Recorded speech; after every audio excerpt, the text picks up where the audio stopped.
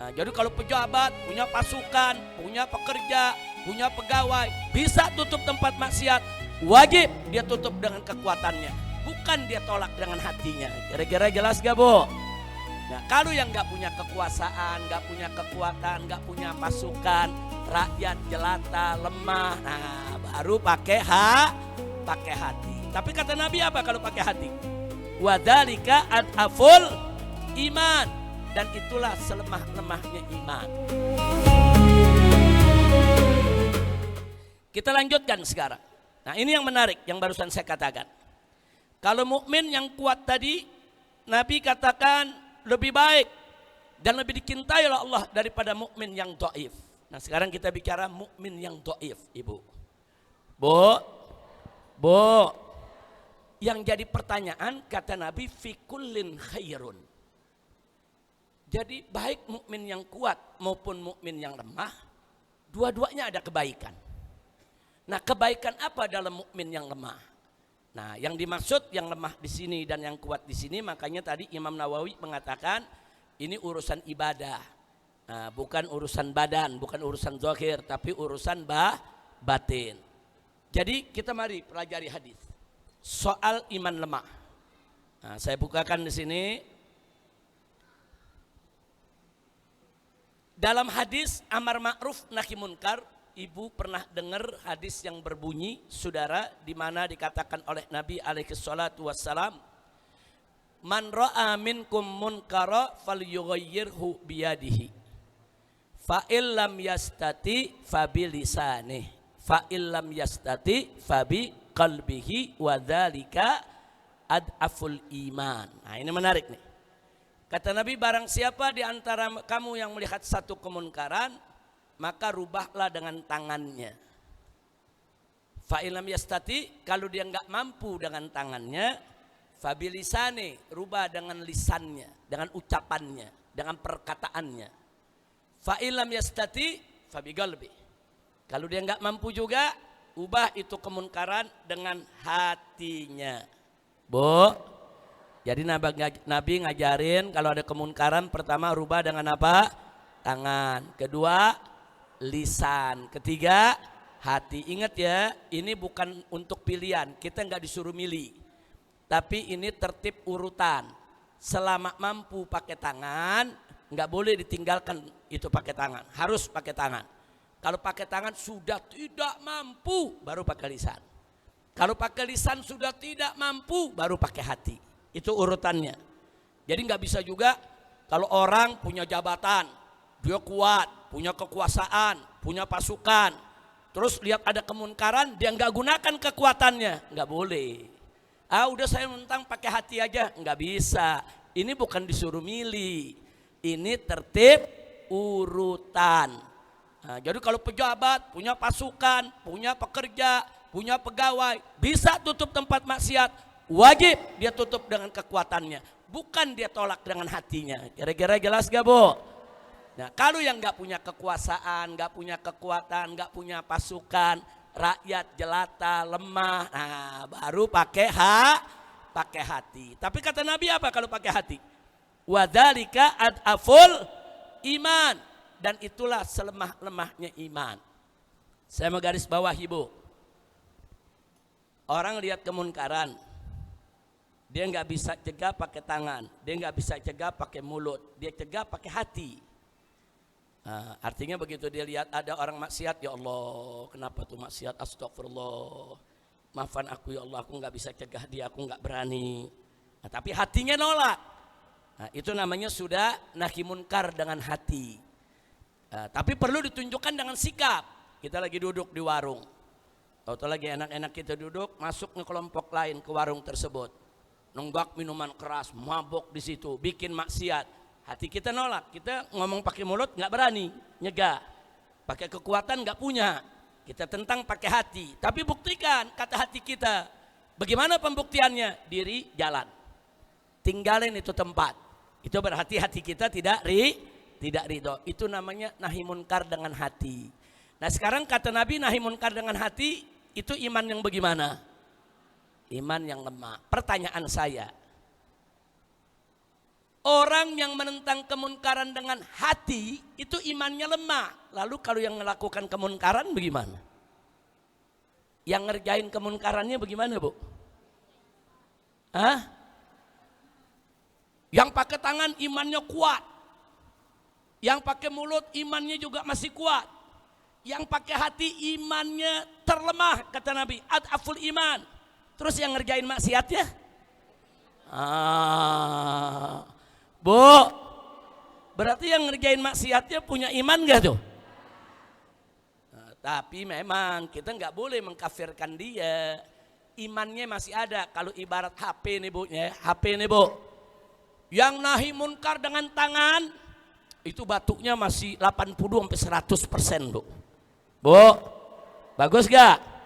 Nah, taruh dia 75% sampai 100% Bu. Yang pakai mulut Bu ya, nah itu yang 60-70% Bu. Masih bagus gak? Nah kemudian yang dengan hati yaitu 40-50% batuknya Bu. Bu, yang ngelakuin maksiat 1% Bu. Kalau kita bilang 0% berarti udah gak punya iman, betul? Ada imannya cuman 1%. Bu, 1% tinggal apa tuh? Tinggal qaid sudah. Kalau nggak dikas lagi, qaid sudah imannya. Habis sudah batuknya.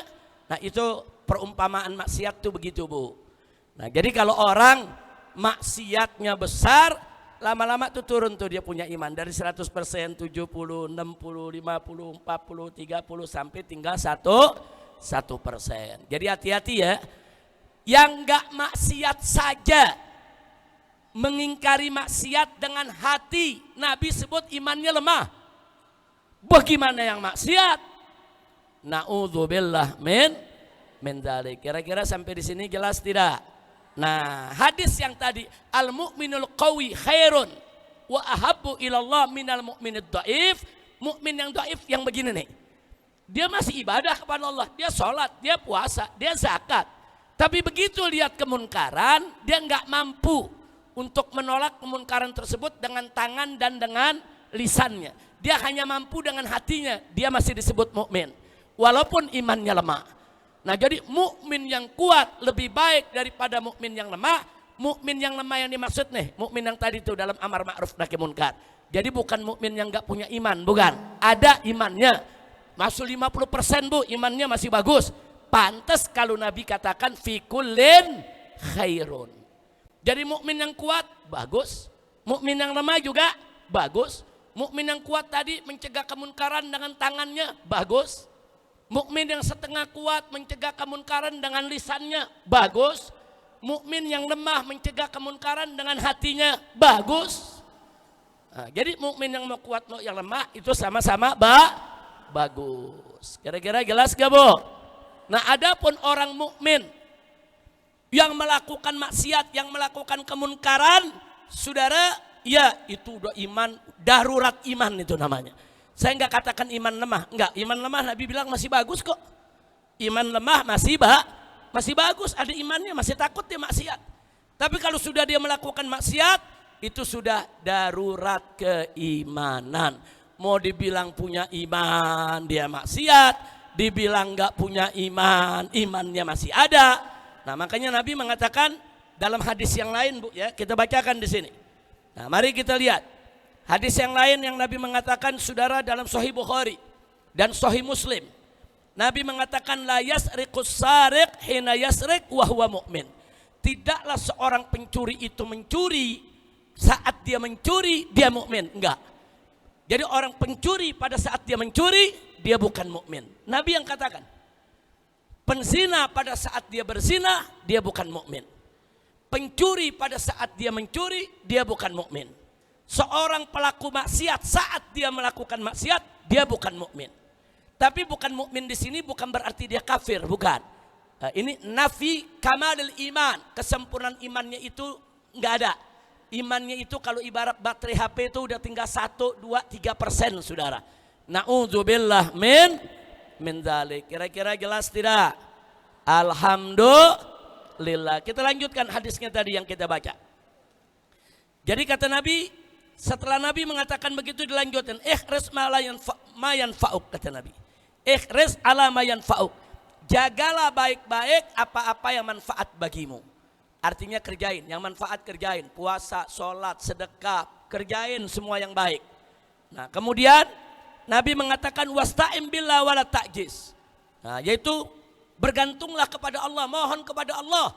Dan wala ta'jiz. Wala ta'jiz itu ada dua makna, Bu. Jangan ibadah berlebihan, tapi jangan juga kurang. Jangan ibadah berlebihan, jangan juga kurang. Jangan beribadah yang menyakiti diri kita, jangan juga kita meninggalkan ibadah. Jadi mohon pertolongan Allah, kata Nabi, wala ta'jiz. Jangan ibadah kelebihan dan jangan juga kurang. Wa in asobaka syai'un, kalau engkau ditimpa suatu kejadian, apa kata Nabi? Ini penting. Falatakul, jangan sekali-kali engkau mengatakan law anni fa'altu kana kaza wa kaza. Nabi larang, Bu. Kalau ada sesuatu menimpa kita, kata Nabi jangan ngomong, wah kalau saya begini tuh, kalau saya begitu tuh, enggak begini nih. Kata Nabi jangan. Jadi kalau sudah terjadi, Nabi ajarkan qul qadarallah, sudah ditakdirkan Allah. Atau katakan saja masya Allah, ini sudah kehendak Allah. Jangan kalau tertimpa suatu, waduh coba saya tadi begini, coba tadi saya begitu, wah kalau saya begini, oh ini saya begini, kalau saya begitu, saya begitu. Ada gak Bu yang begitu? Bu, ada gak yang begitu? Nah, Nabi bilang jangan. Kalau kamu sudah tertimpa sesuatu, apapun yang itu menimpa kamu, suka atau tidak suka, jangan mengatakan, umpamanya kita dapat rezeki segini, Bu, waduh kalau saya begitu tuh bisa lebih nih dapat. Jangan. Jadi apa yang sudah Allah berikan, termasuk dapat penyakit atau jatuh di jalan atau bagaimana, jangan sekali-kali mengatakan, coba kalau saya begini, kalau saya melakukan itu, oh bisa begini nih, kalau saya oh bisa untung nih, kalau saya begini saya selamat nih. Enggak boleh, kata Nabi jangan. Ini kalau udah terlanjur terjadi, Bu, ya. Kalau sudah terlanjur terjadi sesuatu menimpa kita, katakan qadarallah, sudah takdir Allah, atau katakan masya Allah. Jadi qadarallah itu untuk sesuatu yang udah terjadi, Bu. Jangan dibalik. Belum terjadi kita udah sebut qadarallah. Nah, belum terjadi nih, saya belum ketemu dengan kawan saya. Qadarullah nih, saya nanti bakal ketemu. Dari mana nanti bakal ketemu? Orang ketemunya aja belum.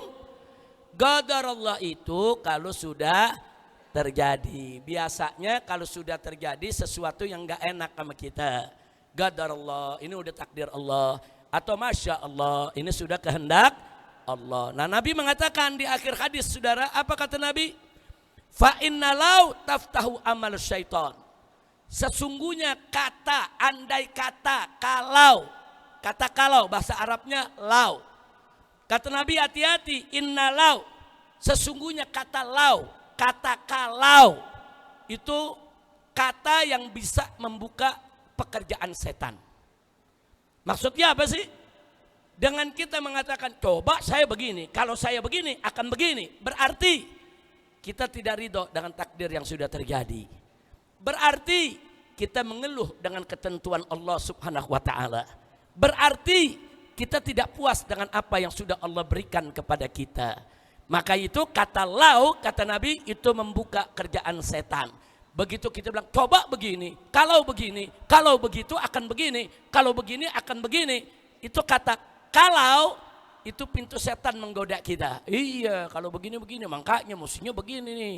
Ini gara-gara begini jadi begini nih, ini ketentuan Allah jadi nggak enak nih. Aneh kita jadi ngeluh, jadi menyalahkan Allah.